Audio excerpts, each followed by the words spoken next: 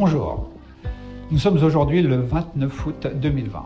Ce mois-ci, les marchés émergents continuent leur ascension, plus 4% environ en euros.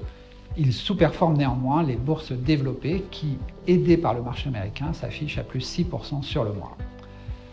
Ces marchés émergents continuent d'être favorisés par l'expansion de la liquidité mondiale, notamment américaine, mais saluent également une saison de résultats bien orientée.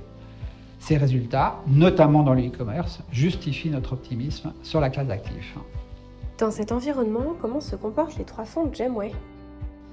Alors nos trois fonds, comme vous savez tous, labellisés ISR, affichent une performance positive sur les 8 premiers mois de l'année.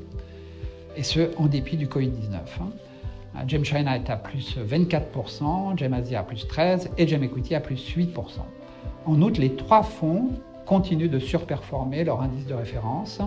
Pour Gem Equity, cette surperformance s'établit aujourd'hui à plus de 11% depuis le début de l'année. Enfin, nos actifs sous gestion, désormais à 965 millions d'euros, montent de 192 millions d'euros depuis janvier dernier. La quasi-totalité des résultats du premier semestre sont sortis. Qu'en pensez-vous?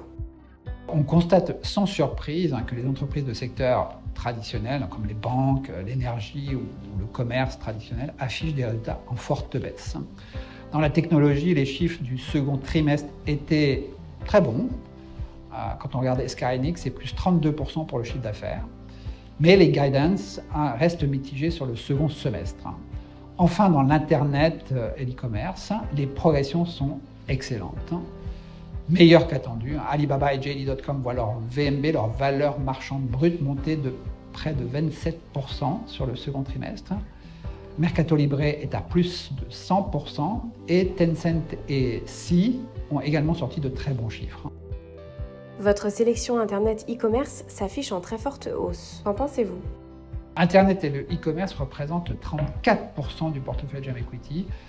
Nos titres performent extrêmement bien et saluent de très bons résultats au cours du premier semestre 2020. Nous croyons toujours au développement structurel de ces entreprises et le Covid ne fait qu'accélérer finalement leur croissance. Dans ce contexte, Alibaba, notre première position, nous paraît toujours attractive aujourd'hui.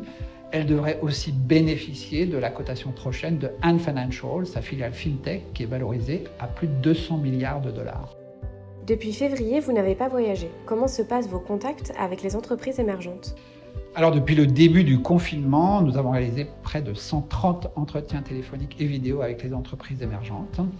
Nous participons aussi à des conférences investisseurs virtuelles, ce qui nous permet de maintenir le lien privilégié que nous avons construit avec les entreprises émergentes et notamment celles dans lesquelles nous sommes investis. Cette proximité reste la clé de notre surperformance qui aujourd'hui s'établit à 50% sur Gem Equity depuis sa création, soit un alpha annualisé de 4%.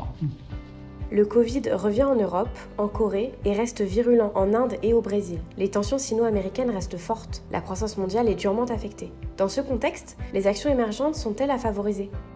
Effectivement, le Covid reste préoccupant au niveau mondial, même si, encore une fois, il semble éradiqué en Chine. La relation sino-américaine reste compliquée, va rester compliquée au moins jusqu'aux élections de novembre prochain, ce qui pousse la Chine finalement à investir massivement dans la technologie localement. Cependant, n'oublions quand même pas l'importance du marché chinois pour les entreprises américaines.